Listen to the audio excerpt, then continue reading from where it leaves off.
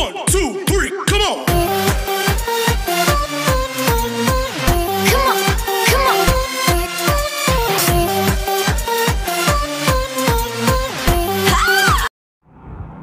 विद्यार्थी मित्रों नमस्कार।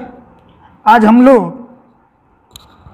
क्लास 10 के छठे चैप्टर में पाचन तंत्र के बारे में पढ़ रहे हैं।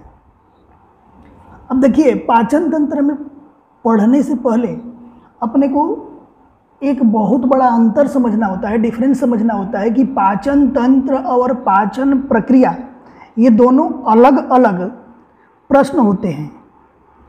जब अपने से पाचन तंत्र पूछा जाए तो अलग आंसर देना होता है, पाचन प्रक्रिया अगर पूछा जाए तो अपने को आंसर अलग देना होता है।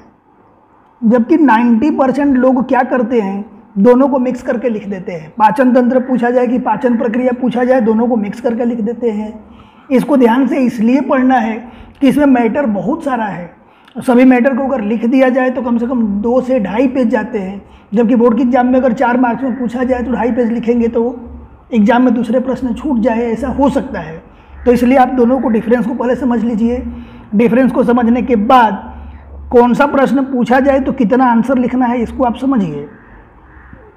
देखिए, सबसे पहले हम पढ़े पाचन तंत्र के बारे में कि पाचन तंत्र क्या होता है। पाचन तंत्र का मतलब कि पाचन में जो जो अंग भाग लेते हैं, कौन कौन से अंग होते हैं, कौन से अंग किससे जुड़े होते हैं, उसके बारे में जानकारी देना। कौन से अंग के अंदर क्या प्रक्रिया होती है वो पाचन प्रक्रिया में लिखते हैं। कौन से अंग में भोजन जाने के बाद आपको भोजन के साथ क्या क्या होता है वह पाचन प्रक्रिया में आता है। पाचन तंत्र में क्या आता है, पाचन तंत्र में सिर्फ अंगों के नाम आते हैं कि कौन सा अंग कहाँ पे होता है, किससे जुड़ा होता है। सबसे पहले हम अंगों को पहचाने और पाचन तंत्र में लिखें, ठीक है। तब मनुष्य के पाचन तंत्र में 2 नाम अपने को याद रखना है। एक तो नाम है आहार नाल और दूसरा है पाचन ग्रंथियां। आहार नाल और पाचन ग्रंथियां। आहार नाल यानी जो पाचन तंत्र होता है ये ऊपर से लेकर के नीचे तक एक पाइप होता है, कहीं पे मोटा होता है, कहीं पे पतला होता है, ऐसे ऊपर से नीचे तक एक नलीनुमा संरचना होती है, इसलिए इसको कहा जाता है आहार नाल। अब अलग अलग जगह पर इसको अलग अलग नाम से जाना जाता है। तब मनुष्य के पाचन तंत्र में या आहार नाल की शुरुआत सबसे पहले ये वाले भाग से होती है। खुराक हम यहीं से ग्रहण करते हैं, मुख गुहा से ग्रहण करते हैं। तब मनुष्य के आहार नाल की शुरुआत किससे होती है, मुख गुहा से होती है। ये पूरे भाग को मुख गुहा कहते हैं। अब मुख गुहा के अंदर क्या क्या होते हैं, मुख गुहा के अंदर दांत होता है, जीभ होता है और एक यहाँ पर नीचे ग्रंथि होती है, जिस ग्रंथि को हम लाला ग्रंथि के नाम से जानते हैं। लाला ग्रंथि, इसको लार ग्रंथि भी कहते हैं, लेकिन एनसीईआरटी की बुक में लाला ग्रंथि के नाम से दिया हुआ है। मुख गुहा हो गया। अब ये मुख गुहा आगे ये जो नली है इसको ग्रसिका कहा जाता है, ठीक है। मुख गुहा आगे जाकर के ग्रसिका में खुलता है। ग्रसिका के भी अलग अलग नाम है। ग्रसिका को आहार नली भी कहा जाता है। ग्रसिका को दूसरे किस नाम से जानते हैं, आहार नली के नाम से जानते हैं। और इसको इंग्लिश में ईसोफेगस कहा जाता है। एनसीईआरटी की बुक में इंग्लिश नाम दिया गया है जिसको हम क्या कहते हैं, ईसोफेगस। याद रखना, ग्रसिका, आहार नली और ईसोफेगस एक ही होता है। देखिए ये वाला भाग ग्रसिका है, यहाँ से खुराक अंदर जाता है, आहार अंदर जाता है, आहार पहुँचाने वाली नली है, इसलिए इसको आहार नली भी कहते हैं। इंग्लिश में इसको ईसोफेगस कहते हैं, हिंदी में दूसरा नाम इसका ग्रसिका भी है। अब ये ग्रसिका यहाँ से नीचे जब आती है तो ये जो ये वाला भाग है इस भाग को आमाशय कहते हैं। ग्रसिका आगे जाकर के कहाँ पर खुलती है, आमाशय में खुलती है। आमाशय को दूसरे शब्दों में जठर भी कहा जाता है।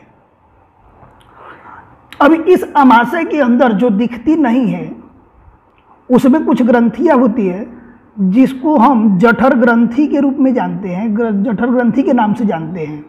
देखिए, एक लाला ग्रंथि के बारे में पढ़ लिए, पाचन ग्रंथियां कहाँ कहाँ मिली, एक लाला ग्रंथि और दूसरी जठर ग्रंथि। अब ये आमाशय ये तो बड़ी आंत है, ठीक है। ये वाला भाग अमाशय है। ये अमाशय पीछे से जो पतली पाइप है इससे जुड़ा हुआ होता है और इसको हम क्या कहते हैं, क्षुद्रांत्र कहते हैं। ये जो पतली पाइप है देखिए यहाँ पर, इसका नाम क्या है, क्षुद्रांत्र। अमाशय आगे बढ़ करके क्षुद्रांत्र में खुलता है। क्षुद्रांत्र को दूसरे भाषा में इसको हम कहते हैं छोटी आंत। क्षुद्रांत को दूसरी भाषा में हम क्या कहते हैं, छोटी आंत कहते हैं। अब देखिए ये अमाशय है, इसके बगल में एक यहाँ पर अंग है, ये वाला भाग। अमाशय के नीचे जब छोटी आंत होती है तो छोटी आंत के पास में ही एक ये अग्नाशय होता है और ये वाला जो भाग है, ये वाला भाग ये क्या है, यकृत है। यकृत यानी हम इसको इंग्लिश में क्या कहते हैं, लीवर कहते हैं। ये जो रेड कलर का जो मैं बना करके दिखाया इसको पित्ताशय कहते हैं। पित्ताशय से पित्त रस निकलता है, तो यह भी एक प्रकार की ग्रंथि है। क्षुद्रांत्र में ये भी ध्यान रखना है कि क्षुद्रांत किसके किसके, अग्नाशय और यकृत से निकलने वाले या पित्ताशय के अंतःस्राव को ग्रहण करता है। किसका किसका, अग्नाशय, अग्नाशय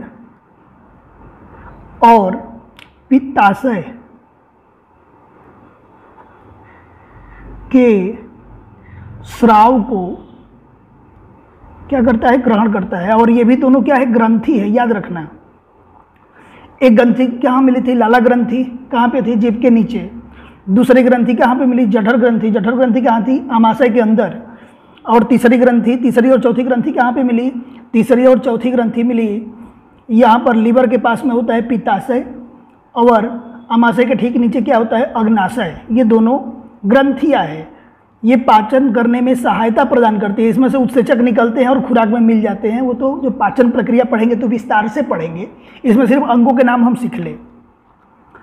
अब देखिए क्षुद्रांत के बारे में दूसरा एक चीज़ और हम ध्यान रखें कि क्षुद्रांत की लंबाई, क्षुद्रांत जो होती है उसकी लंबाई सजीव के खुराक के ऊपर निर्भर करती है। क्षुद्रांत की लंबाई किसके ऊपर निर्भर करती है, सजीव के खुराक के ऊपर निर्भर करती है। जानकारी के लिए आपको ये भी बता दूं कि जो भी शाकाहारी होते हैं, शाकाहारी प्राणियों के क्षुद्रांत की लंबाई क्या होती है, अधिक होती है, अधिक लंबी होती है। और जो मांसाहारी प्राणी होते हैं उनके खुराक, उनके क्षुद्रांत की लंबाई क्या होती है, कम होती है। याद रखना, क्षुद्रांत की लंबाई सजीव के खुराक के ऊपर निर्भर करती है। शाकाहारी प्राणियों के क्षुद्रांत की लंबाई अधिक लंबी होती है क्योंकि शाकाहारी में क्या होते हैं, सेल्यूलोज होता है, सेल्यूलोज फाइबर होते हैं, उनको पचाने के लिए उसकी लंबाई अधिक होती है। मांसाहारी प्राणियों के क्षुद्रांत की लंबाई कम होती है। इसके बाद जब ये क्षुद्रांत है यानी छोटी आंत, क्षुद्रांत और छोटी आंत एक ही है। क्षुद्रांत आगे बढ़ करके देखिए यहाँ पर बड़ी आंत से जुड़ गया, ये वाले भाग को हम कहते हैं बड़ी आंत। ये वाला जो भाग है इसको हम क्या कहते हैं, वृहदांत्र अथवा बड़ी आंत। क्षुद्रांत आगे जाके कहाँ खुलता है, वृहदांत्र में खुलता है। क्षुद्रांत आगे जाके कहाँ खुलता है, वृहदांत्र में खुलता है। वृहदांत्र को दूसरी भाषा में हम क्या कहते हैं, बड़ी आंत कहते हैं। अब एक चीज़ और आपको जानकारी के लिए बता दूं कि जो क्षुद्रांत होती है उसकी लंबाई 6.5 मीटर होती है। मनुष्य में, वयस्क मनुष्य अगर होगा जिसकी उम्र 18 साल से अधिक होगी तो उसके क्षुद्रांत की लंबाई लगभग 6.5 मीटर होती है। पूरे पाचन तंत्र में सबसे अधिक लंबा मार्ग कौन सा है, तो क्षुद्रांत्र है। याद रखना एमसीक्यू के लिए, एक एक वाक्य के प्रश्न के लिए, कि पूरे पाचन तंत्र में सबसे अधिक लंबा मार्ग कौन सा है या सबसे अधिक लंबा कौन सा है, तो उसका आंसर क्या होगा, क्षुद्रांत होगा या छोटी आंत होगा। उसकी लंबाई कितनी होती है, 6.5 मीटर। इसके बाद वृहदांत, देखिए वृहदांत यानी ये बड़ी आंत, ये वाला भाग, ये जो बड़ी आंत है इसकी लंबाई कम है, फिर भी इसको बड़ी आंत कहा जाता है। क्यों, देखिए जो क्षुद्रांत है ये पाइप थोड़ी पतली होती है, लेकिन वृहदांत की पाइप क्या है, मोटी है। तो वृहदांत का व्यास अधिक होता है, वृहदांत का व्यास अधिक होता है, इसलिए इसको बड़ी आंत अथवा बृहदांत्र कहा जाता है। इसकी लंबाई लगभग 1.5 मीटर होती है और पूरे मुख गुहा से लेकर के और यहाँ गुदा द्वार तक, इसको कहते हैं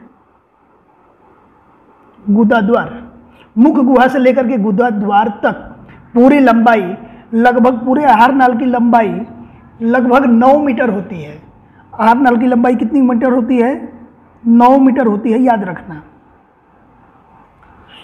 अब इससे आगे हम लोग देखें, बृहदांत्र में पहुंच गए। बृहदांत्र के अग्रभाग को, अग्रभाग यानी आगे वाला भाग, ये थैली जैसी रचना होती है। बृहदांत्र के अग्रभाग को मलाशय कहते हैं। बृहदांत्र का अगला भाग को हम क्या कहते हैं? मलाशय कहते हैं। इसके बाद मलाशय के द्वार को मल द्वार कहते हैं। पाचन तंत्र में इतना ही है।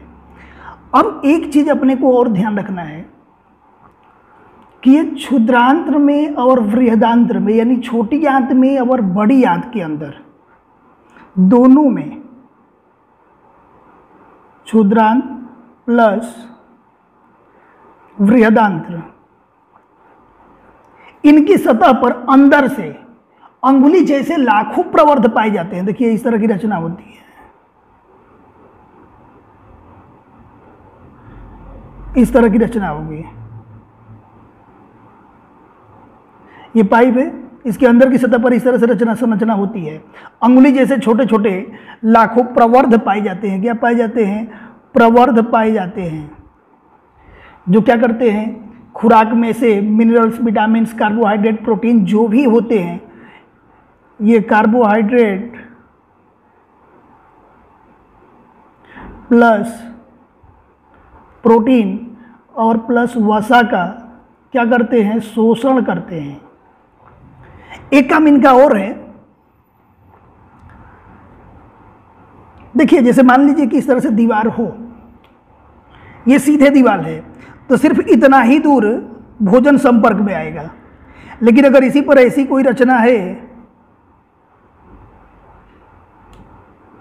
इस तरह से रचना है, तो देखिए भोजन यहाँ भी संपर्क में होगा, यहाँ भी होगा, यहाँ भी होगा, यानी उसका सतह का क्षेत्रफल बढ़ जाता है।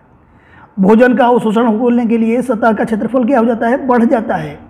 स्वाध्याय में इस तरह से प्रश्न पूछा भी गया है कि बृहदांत्र में अवशोषण अधिक होता है, क्यों? तो लिखेंगे कि बृहदांत्र में उसकी दीवार पर अंगुली जैसे लाखों प्रवर्ध पाए जाते हैं, छोटे छोटे प्रवर्ध पाए जाते हैं, जिनको रसांकुर अथवा प्रवर्ध कहते हैं। ये सतह के क्षेत्रफल को बढ़ा देते हैं, जिससे कार्बोहाइड्रेट, प्रोटीन, वसा का शोषण अधिक होता है। वो तो उसके कार्य में हम लोग आगे पढ़ेंगे। अभी सिर्फ अंगों के नाम में अपने को कोई दिक्कत नहीं होनी चाहिए। अंगों के नाम को फिर से एक बार देख ले। मनुष्य के पाचन तंत्र की शुरुआत कहाँ से होती है? मुख गुहा से होती है। आपको भी पता होगा कि मुख गुहा में क्या क्या होते हैं? दांत, जीभ और लार ग्रंथि होती है। मुख गुहा आगे जाके ग्रसिका में खुलता है। ग्रसिका का दूसरा नाम क्या है? आहार नली, नहीं तो इसोफेगस।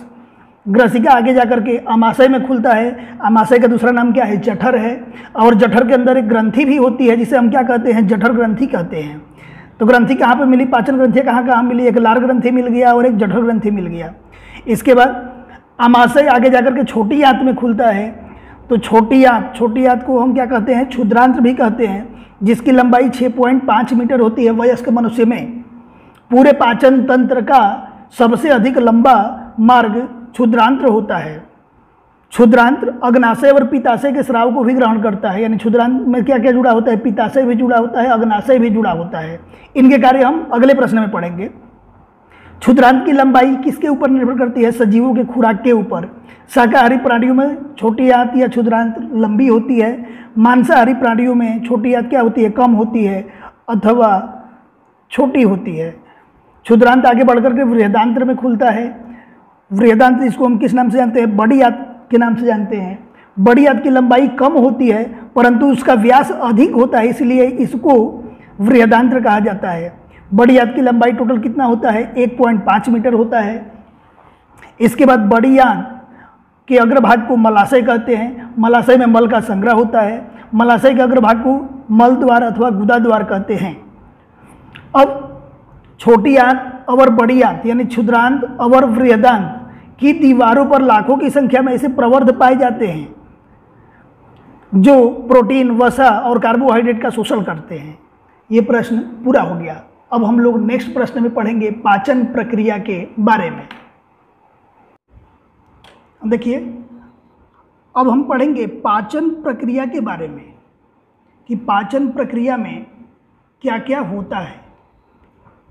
तो हम लोग देखिए पाचन प्रक्रिया के बारे में। इस प्रश्न को ऐसे भी पूछा जा सकता है कि मनुष्य में पोषण को समझाओ। ठीक है, मनुष्य में होने वाले पोषण को समझाओ। तो सबसे पहले आपको ये ध्यान रखना है कि मनुष्य के पोषण में कौन कौन सा काम होता है। तो मनुष्य के पोषण में सबसे पहले होता है अंतःग्रहण। अंतःग्रहण यानी भोजन को अंदर ग्रहण करना या खुराक लेना।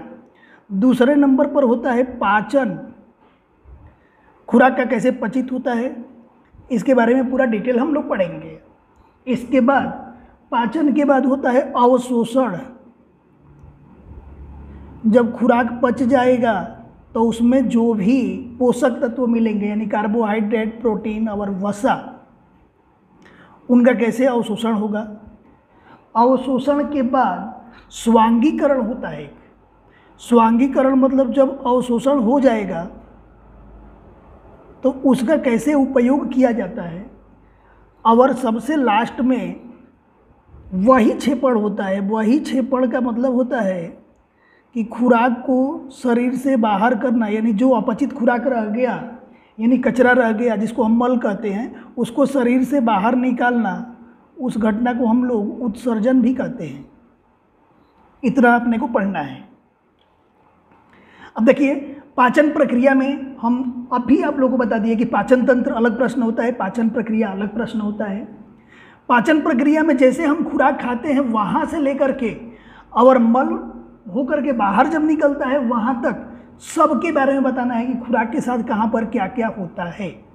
ठीक है, अब देखिए सबसे पहले मनुष्य क्या करता है, अपने खुराक को मुख में रखता है। खुराक को कहाँ पे रखता है, मुख में रखता है। और मुख में कौन कौन से कार्य होते हैं, तो मुख में जो दांत होता है वह दांत भोजन को क्या करता है, टुकड़ों में विभाजित करता है। भोजन को क्या करता है, टुकड़ों टुकड़ों में विभाजित करता है। दांत क्या करता है, भोजन को टुकड़ों टुकड़ों में विभाजित करता है। और उसी समय यहाँ मुख के नीचे भाग में लार ग्रंथि होती है। ठीक है, उसी समय लार ग्रंथि से क्या निकलता है, लाला ग्रंथि आपके बुक में दिया गया होता है। लाला ग्रंथि से एक उत्सेचक निकलता है जिसको हम लोग लार कहते हैं, उसका नाम होता है एमाइलेज। लाला ग्रंथि से कौन अंतःस्राव निकलता है, एमाइलेज निकलता है, जिसको हम लार भी कहते हैं। अब ये क्या करता है, ये खुराक को पचाता है। अब देखिए जो जीभ होता है, जीभ का कार्य क्या है, जीभ का कार्य ये है कि लार को यानी एमाइलेज को और भोजन को क्या करना, मिश्र करना यानी एक में मिला देना। ये जीभ का काम होता है। देखिए मुख में दांत क्या करता है, भोजन को टुकड़े टुकड़ों में विभाजित करता है। लाला ग्रंथि से एक लार निकलता है या उत्सेचक निकलता है, उसको हम क्या कहते हैं, एमाइलेज कहते हैं। जीभ का काम क्या होता है, लार और भोजन को आपस में मिक्स कर देना।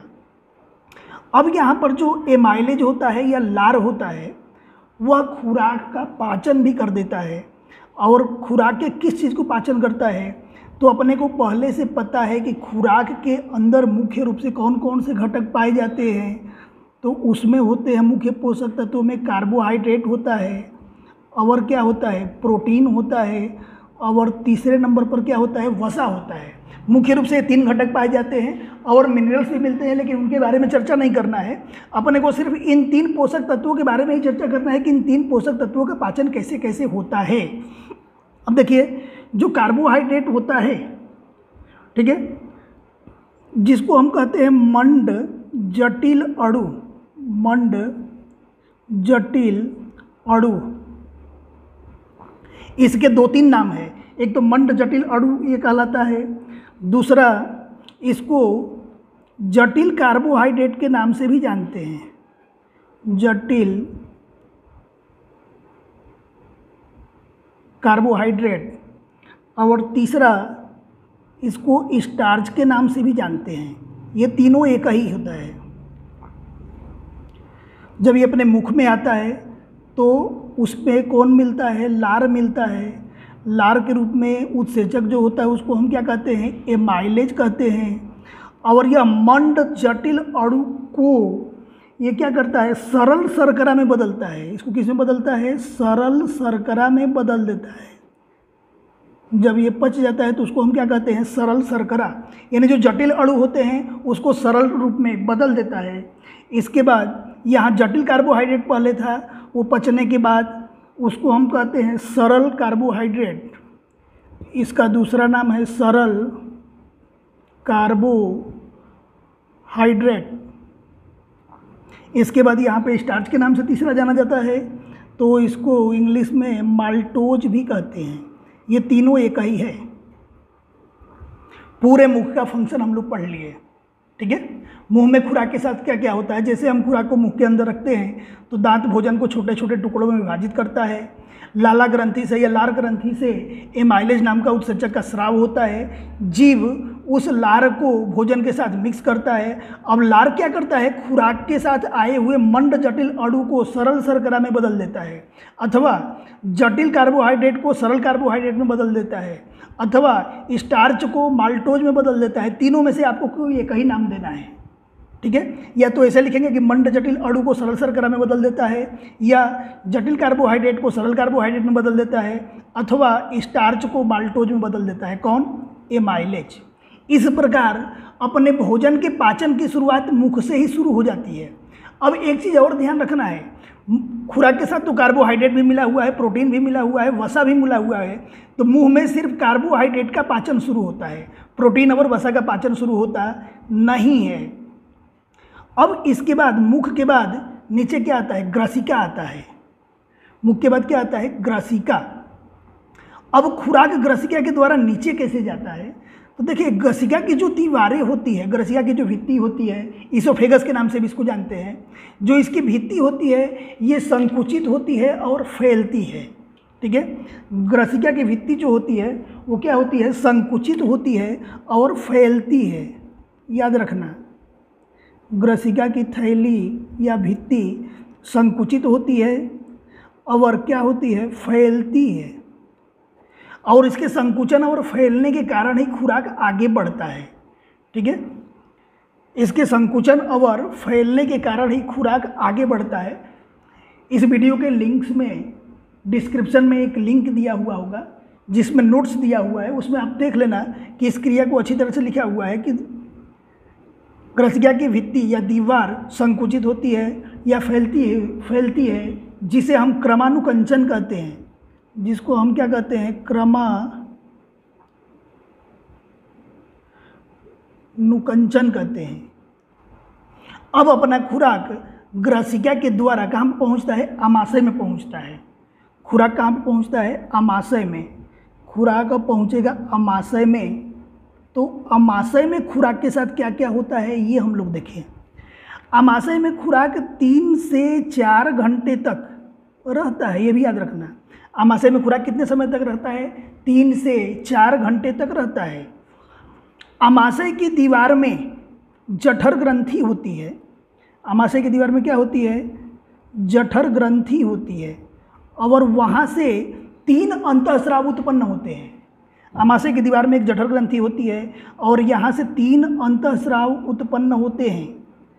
और जो पहला अंतःस्राव होता है वह मंद हाइड्रोक्लोरिक एसिड यानी मंद HCl होता है, और दूसरा जो खुराक होता है, दूसरी जो उत्सेचक होता है, जो दूसरी एंजाइम्स होता है, उसको हम कहते हैं पेप्सिन, और जो तीसरा होता है उसको हम कहते हैं श्लेष्मा।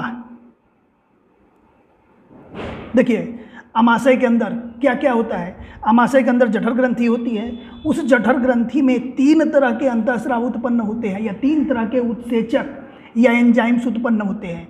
पहला एंजाइम्स का नाम क्या है? मंद हाइड्रोक्लोरिक एसिड। दूसरे का नाम क्या है? पेप्सिन। और तीसरे का नाम क्या है? श्लेष्मा।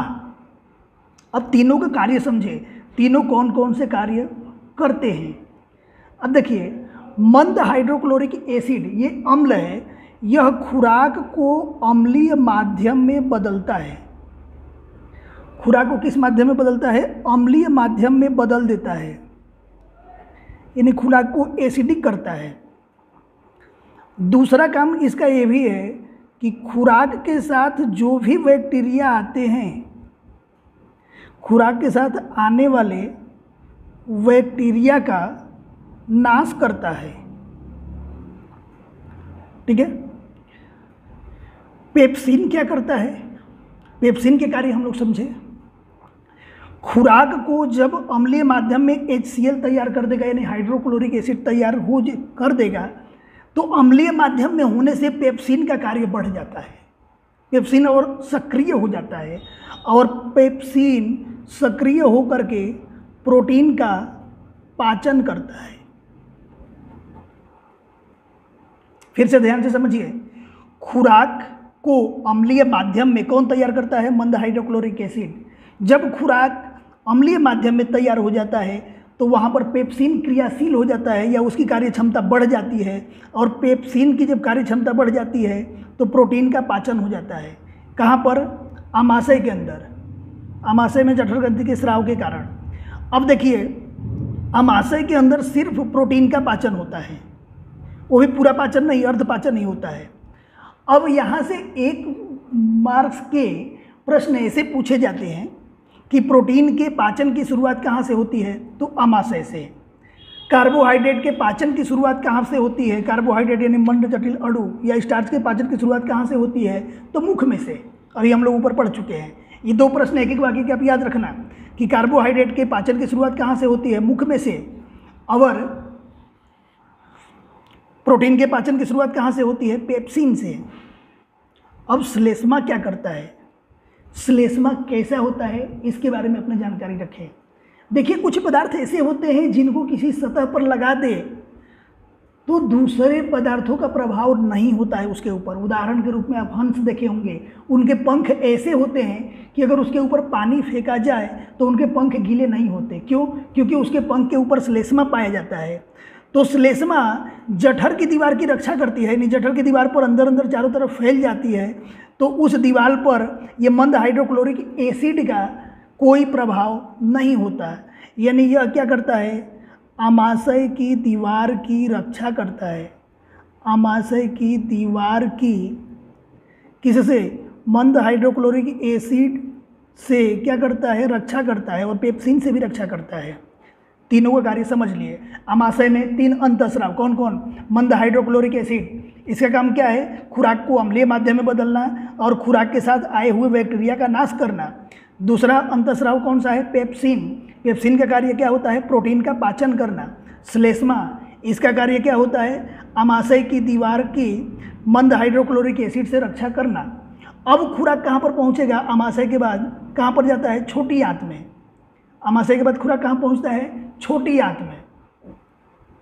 छोटी आंत आहार नाल का सबसे लंबा मार्ग है, ये तो हम लोग पहले पढ़ चुके हैं। छोटी आंत क्या होता है? आहार नाल का ये सबसे लंबा मार्ग होता है। और दूसरा इसमें ये याद रखना है, छोटी आंत का मतलब क्या होता है? क्षुद्रांत्र होता है। क्षुद्रांत्र और छोटी आंत एक ही होता है। तो क्षुद्रांत्र के अंदर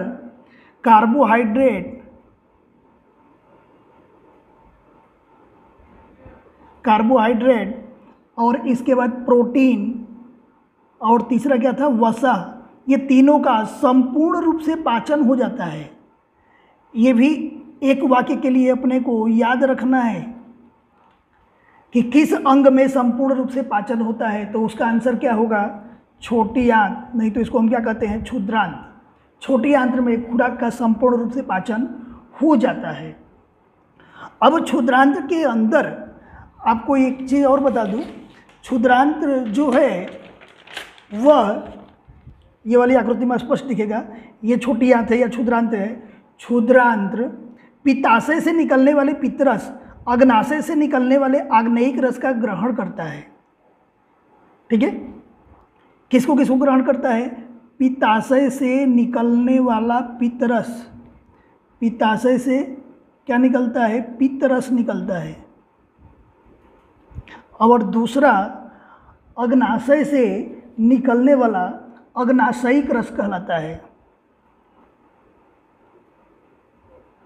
अग्नाशय से निकलने वाले रस को या एंजाइम्स को हम क्या कहते हैं? अग्नाशयिक रस कहते हैं। अग्नाशयिक रस, ये भी दोनों क्या है? एंजाइम से। इनके भी हम कार्य आपको बता दे रहा हूँ। अब देखिए, ये जो पित्त रस होता है, यहाँ पर जब खुराक आमाशय में आया था तो मंद हाइड्रोक्लोरिक एसिड मिला था, खुराक को अम्लीय माध्यम में बदलता था। ये पित्त रस जो है खुराक को क्षारीय माध्यम में बदलता है। ये क्या करता है? खुराक को किस माध्यम में? क्षारीय माध्यम में बदल देता है। दूसरा कार्य एक चीज़ और है इसका, और ये बड़ा इम्पोर्टेंट काम करता है कि वसा के बड़े बड़े गोलकों को, वसा के बड़े बड़े गोलकों को छोटे छोटे गोलकों में रूपांतरित कर देता है। यानी वसा के जो चर्बी के जो बड़े बड़े गोलक होते हैं, ये बड़े बड़े गोलकों को यह छोटे छोटे गोलकों में विभाजित करता है, छोटे गोलकों में रूपांतरित कर देता है, और इस क्रिया को इमल्सीकरण कहते हैं। याद रखना, इमल्सीकरण किसे कहते हैं? तो पित्त रस वसा के बड़े बड़े गोलकों को छोटे छोटे गोलकों में रूपांतरित कर देता है, जिस क्रिया को हम क्या कहते हैं? इमल्सीकरण कहते हैं। बुक में कन्फर्म परिभाषा नहीं दिया हुआ है कि इमल्सीकरण क्या है, लेकिन आपको समझ लेना है कि पित्ताशय से निकलने वाला पित्त रस वसा के बड़े बड़े गोलकों को छोटे छोटे गोलकों में रूपांतरित कर देता है, जिसे हम क्या कहते हैं? इमल्सीकरण। अब देखिए, ये रहा पित्ताशय। पित्ताशय से जो पित्त रस निकलता है, तो दो कार्य हो गए। पहला कार्य क्या था? खुराक को क्षारीय माध्यम में बदलना। दूसरा कार्य क्या था? कि जो वसा के बड़े बड़े गोलक थे उनको छोटे छोटे गोलकों में, यानी वसा के बड़े बड़े टुकड़ों को छोटे छोटे टुकड़ों में विभाजित करना, और इस क्रिया को हम क्या कहते हैं? इमल्सीकरण कहते हैं। अब देखिए, उसी समय अग्नाशय, यानी देखिए ये रहा अग्नाशय, अग्नाशय से अग्नाशयिक रस निकलते हैं, और अग्नाशयिक में 3 तरह के अंतःस्राव निकलते हैं। अग्नाशयिक में कितने तरह के अंतःस्राव निकलते हैं? 3 तरह के अंतःस्राव निकलते हैं। पहले अंतःस्राव को हम कहते हैं ट्रिप्सिन, और दूसरे अंतःस्राव को हम कहते हैं एमाइलेज, और तीसरे अंतःस्राव को कहते हैं लाइपेज। अग्नाशय में से 3 तरह के अंतःस्राव निकलते हैं, ट्रिप्सिन, एमाइलेज और लाइपेज। ये तीनों अंतःस्राव है अथवा एंजाइम्स है। अब ये ट्रिप्सिन क्या करता है? तो ट्रिप्सिन जो है प्रोटीन का पाचन करता है। ट्रिप्सिन किसका पाचन करता है? प्रोटीन का। अब यहाँ पर संपूर्ण रूप से प्रोटीन का पाचन हो जाता है। इसके बाद एमाइलेज किसका पाचन करता है? कार्बोहाइड्रेट का पाचन करता है। कार्बोहाइड्रेट का ये पाचन करेगा। और लाइपेज, तीसरा अपना क्या बच गया? तीसरा पोषक तत्व क्या बच गया? वसा। ये वसा का पाचन करता है। ठीक है। अग्नाशय में से, ये वाला भाग को अग्नाशय कहते हैं। यहाँ पर देखिए, अग्नाशय में से अग्नाशयिक रस निकलता है। जब अग्नाशय में से अग्नाशयिक रस निकलता है तो अग्नाशयिक में 3 तरह के एंजाइम्स निकलते हैं, ट्रिप्सिन, एमाइलेज और लाइपेज। ट्रिप्सिन क्या करता है? प्रोटीन का पाचन करता है। एमाइलेज क्या करता है? कार्बोहाइड्रेट का पाचन करता है। और लाइपेज वसा का पाचन करता है। अब ये काम कहाँ पे हो रहा था? सब छोटी आंत के अंदर ही हो रहा था। अब छोटी आंत के अंदर स्वयं छोटी आंत की दीवार भी, क्षुद्रांत्र के अंदर भी अंतःस्राव उत्पन्न होते हैं। क्षुद्रांत्र के जो अंतःस्राव उत्पन्न होते हैं उनको हम आंत्र रस कहते हैं। क्या कहते हैं? आंत्र रस। अब ये आंत्र रस क्या करते हैं? तो प्रोटीन को ये अमीनो एसिड में अथवा एमिनो अम्ल में बदल देते हैं। प्रोटीन को किस में बदलेंगे? एमिनो अम्ल में बदल देते हैं। फिर दूसरे नंबर पर जो कार्बोहाइड्रेट पचा हुआ था उस कार्बोहाइड्रेट को ग्लूकोज में बदल देते हैं। कार्बोहाइड्रेट को किस में बदल देते हैं? ग्लूकोज में। और तीसरा यहाँ पर क्या बचा, वसा, वसा को गिलसराल में बदल देते हैं, ये याद रखना है। देखिए क्षुद्रांत के अंदर भी अंतःस्राव उत्पन्न होते हैं, जिस अंतःस्राव को हम क्या कहते हैं, आंत्ररस कहते हैं। आंत्ररस क्या करते हैं, प्रोटीन को एमिनो अम्ल में, कार्बोहाइड्रेट को ग्लूकोज में और वसा को गिलसराल में बदल देते हैं। अब यहाँ पर क्या प्रक्रिया होती है, छोटी आंत की दीवारों पर लाखों की संख्या में छोटे छोटे इस तरह से प्रवर्ध पाए जाते हैं। क्षुद्रांत की दीवार पर लाखों की संख्या में क्या हो जाते हैं, प्रवर्ध पाए जाते हैं या रसांकुर पाए जाते हैं, जो एमिनो अम्ल का, ग्लूकोज का और गिलसराल का शोषण करते हैं। ठीक है, याद रखना, छोटी आंत के अंदर सिर्फ 3 चीज़ों का अवशोषण होता है, अमीनो अम्ल का, ग्लूकोज का और गिलसराल का। अब उसके बाद जो अपचित खुराक है, अपचित खुराक का मतलब जो पचा हुआ नहीं है, ठीक है, वह अपचित खुराक छोटी आंत के बाद कहाँ पहुँचेगा, बड़ी आंत में पहुँचता है। अपचित खुराक कहाँ पहुँचता है, बड़ी आंत में। अपचित खुराक कहाँ पहुँचा, बड़ी आंत के अंदर। और बड़ी आंत के अंदर किसका अवशोषण होता है, पानी और लवण का शोषण होता है या अभिशोषण होता है। पानी और लवण का क्या हो जाएगा, वहाँ से शोषित कर लिया जाएगा, जिससे मूत्र का निर्माण होगा। अब जो अपचित खुराक बड़ी आंत में बच गया, पानी सोख लेने के बाद, पानी का शोषण हो जाने के बाद मलाशय में पहुँचता है। मलाशय में जब वो पहुँचेगा तो वहाँ पर हम क्या कहते हैं, मल कहते हैं, और वह गुदा द्वार के द्वारा बाहर होता है। गुदा द्वार के द्वारा क्या हो जाता है, बाहर हो जाता है। ठीक है, अब इसके बाद एक चीज और अपने को समझना है। हम पहले ही बता दिए कि पाचन तंत्र में क्या है, पाचन तंत्र एक आहार नली है, यानी पाइप है। ठीक है, खुराक हम ऊपर से ग्रहण करते हैं, पचित होकर के नीचे निकलता है। अब एक चीज़ और ध्यान देना है कि जैसे खुराक ग्रहण किए तुरंत ऐसे क्यों नहीं नीचे गिर जाता है, तो यहाँ आमाशय के जो नीचे वाली दीवार है, यहाँ पर एक मुद्रिका पेशी पाई जाती है। क्या पाई जाती है, मुद्रिका पेशी पाई जाती है, जो आमाशय को बंद करके रखती है। 3 से 4 घंटे होने के बाद खुलती है, याद रखना। क्या पाई जाती है, मुद्रिका पेशी, वो आमाशय को बंद करके रखती है। 3 से 4 घंटे बाद वो छोटी आंत में खुराक जाता है। इसके बाद यह मलाशय के द्वार पर एक गुदा अवरोधनी होता है। क्या होता है, गुदा अवरोधनी, याद रखना, गुदा अवरोधनी। यह मल को नियंत्रित करता है। जब मलाशय पूरी तरह से भर जाएगा तो अपने को महसूस होने लगेगा, फिर गुदा द्वार के द्वारा वो मल बाहर होता है। 2 जगह खुराक का नियंत्रण होता है, एक आमाशय के नीचे मुद्रिका पेशी करती है, और यहाँ गुदा द्वार पर नीचे गुदा अवरोधनी करती है। इस तरह से पाचन की पूरी प्रक्रिया पूरी हो गई। लेकिन अब इसमें 2-3 चीज़ अपने को घुमा घुमा के पूछा जाता है, जिसके बारे में हम अच्छी तरह से जान तो गए हैं लेकिन अपने ध्यान नहीं दिए हैं। क्या क्या है, देखिए, आमाशय के अंदर 3 अंतरस्राव उत्पन्न होते हैं। कौन कौन, मंद हाइड्रोक्लोरिक एसिड, इसके बाद पेप्सिन और श्लेष्मा। ठीक है, प्रोटीन के पाचन की शुरुआत कहाँ से होती है, आमाशय से। ग्लूकोज के पाचन यानी कार्बोहाइड्रेट के पाचन की शुरुआत कहाँ से होती है, तो मुख गुहा से। इसके बाद भोजन का संपूर्ण रूप से पाचन कहाँ पे होता है, तो क्षुद्रांत में। प्रोटीन का पूर्ण रूप से पाचन कहाँ पे होगा, क्षुद्रांत में। प्रोटीन का पाचन की शुरुआत आमाशय से होती है, पूरा पचता कहाँ पे है, क्षुद्रांत में। इतना याद रखना। अब विद्यार्थी मित्रों, आप लोगों को एक चीज़ और थोड़ा सा समझना है इसमें, कि जितना भी मैं बताया ये बहुत बड़ी जानकारी है। सबको अगर आप लिखने जाओगे तो 2 से 3 पेज तो बड़े आराम से जाते हैं, लेकिन ये बोर्ड की एग्जाम में सिर्फ 4 मार्क्स के लिए ही पूछे जाते हैं।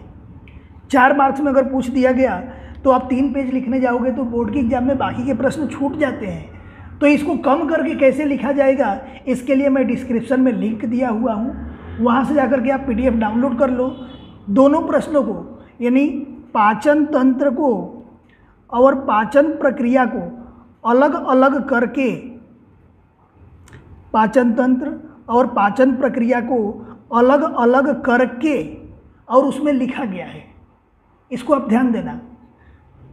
90% विद्यार्थी पाचन तंत्र और पाचन प्रक्रिया को एक ही समझते हैं। 90% विद्यार्थी तो छोड़िए, 90% टीचर भी दोनों को एक में ही पढ़ा देते हैं, और एक में पढ़ाने के बाद बच्चे मिक्स हो जाते हैं, बच्चों का मगज में मिक्स हो जाता है पाचन तंत्र और पाचन प्रक्रिया, और दोनों मिल करके लगभग 4 पेज हो जाते हैं। और वो बोर्ड की एग्जाम में उनको आते हुए भी, क्योंकि बड़ी ईजी है, आते हुए भी 4 पेज होने के कारण वो लिख नहीं पाते, लिखते भी है तो आधा लिखते हैं, जिनसे उनको अंक नहीं मिलते हैं। ठीक है, तो डिस्क्रिप्शन में लिंक दिया हुआ है, इन प्रश्नों का उत्तर छोटा करके लिखा हुआ भी है, आप डाउनलोड कर लो। अगर आपको अच्छा लगा हो तो इस वीडियो को लाइक कर दो और अपने फ्रेंड को फॉरवर्ड कर दो। जय हिंद, जय भारत।